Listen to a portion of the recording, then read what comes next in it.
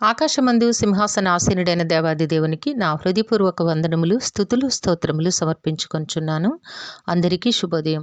ఇది నా మహోన్నతుడైన దేవాది దేవుడు నీ కొరకు సిద్ధపరిచిన వాక్కు.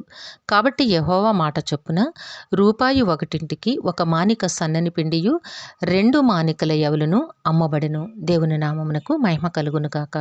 ఈ మాటలు 2వ రాజుల గ్రంథము 7వ అధ్యాయము 16వ వచనములో వ్రాయబడి ఉన్నవండి. ప్రియమైన నేస్తమా, నీ దేవాది దేవుడి దినాన నీ కొరకు చక్కటి వాగ్దానమును సిద్ధపరిచి ఉంచారు.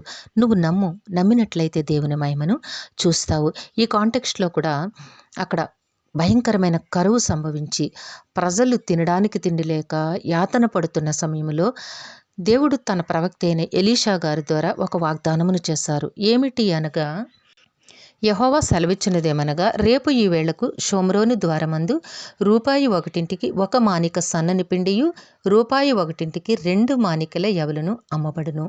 ఇది దేవుడిచ్చిన వాగ్దానము.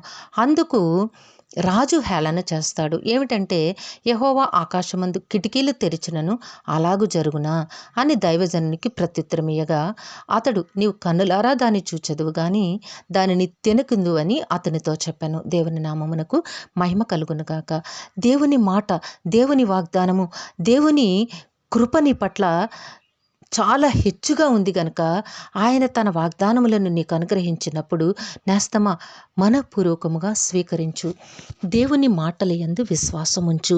విశ్వసించగలిగినట్లయితే నీవు దేవుని మహిమను చూడగలుగుతావు. అంతేగాని దేవుని మాటలను హేళన చేసినట్లయితే, అపహాస్యము చేసినట్లయితే ఆ మహిమను నీవు అనుభవించలేవు. ఇక్కడ రాజు కూడా అవమానకరముగా మాట్లాడుతాడు.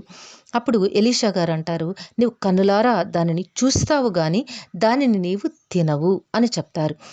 ఎప్పుడైతే దేవుడు తన వాగ్దానమును తన ప్రవక్త ద్వారా రివీల్ చేశారో, ఆ మాటను విశ్వసించిన వారందరూ కూడా ఆ వాగ్దానమును అనుభవించినట్లుగా, రేపు ఈ సమయమునకని దేవుడు చెప్పిన రీతిగా ఆ సమయమునకు ఆ ప్రాంతములో ఆ సిరియా ప్రాంతం అంతటా కూడా ఏమి జరుగుతోంది అంటే, ఆ ప్రవక్త నోట ద్వారా దేవుడు ఏ మాటనైతే చెప్పారో, కాబట్టి యెహోవా మాట చొప్పున రూపాయి ఒకటింటి ఒక మానిక సన్నని పిండియు 2 మానికల యవలును అమ్మబడెను. దేవునికి మహిమ కలుగునుగాక.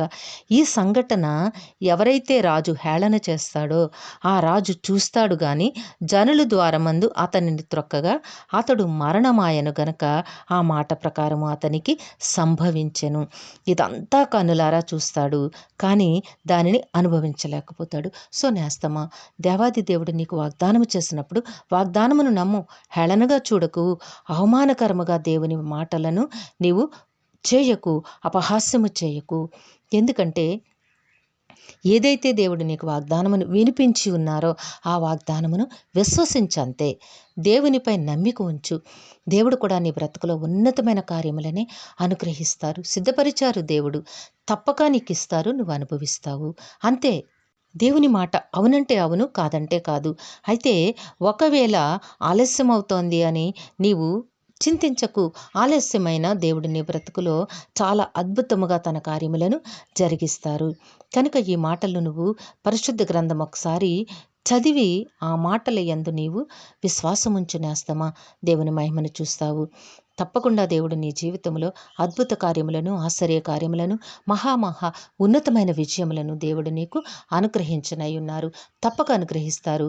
ఆయన మహిమను నీవు అనుభవిస్తావు. దేవుడు నిన్ను దీవించి ఆశీర్వదించునుగాక. ప్రార్థన చేసుకుందాము. ప్రేమ, జాలి, నమ్మకం కలిగిన తండ్రి, మీ ఘనమైన నామమును కొందరములు. మీ బిడ్డకి మీరు ఇచ్చిన వాక్కును బట్టి స్తుతులు సమర్పించుకుంటున్నాము. మీ వాక్కును బిడ్డ జీవితంలో జరిగించమని మీ కాళ్ళు పట్టి వేడుకుంటూ ఉన్నాము. మా ప్రియులందరినీ, వారి కుటుంబములను మీ దివ్య హస్తములకు అప్పగించుకుంటున్నాము. తండ్రి, అందరికీ కావలసిన ఆయురారోగ్యము, పరిపూర్ణమైన రక్షణ, దీర్ఘాయుష్యు, నెమ్మదిని ప్రసాదించి మీ శాంతి సమాధానంతో జీవింపచేయండి.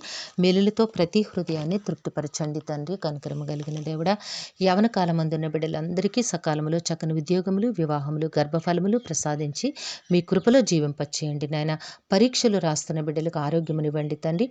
ప్రతి ప్రశ్నకు సరైన సమాధానముని ఇన్ టైంలో రాసి ఉన్నతమైన విజయములు పొందుకునే కృపను ప్రసాదించమని సమస్తమును మీ కృపాహస్తములకు అప్పగించుకుంటూ ఈ ప్రార్థన యేసయ్య నామములో అడిగి వేడుకొనుచున్నాము తండ్రి. ఆమెన్. కరుణావాత్సల్యత కలిగిన దేవుడు మీ కుటుంబ జీవితంలో ఉన్నతమైన ఆశీర్వాదములు అనుగ్రహించి మిమ్మును ఆయన నామ మహిమ కొరకు జీవింపచేయునుగాక. ఆమెన్. ఆమెన్. ఆమెన్.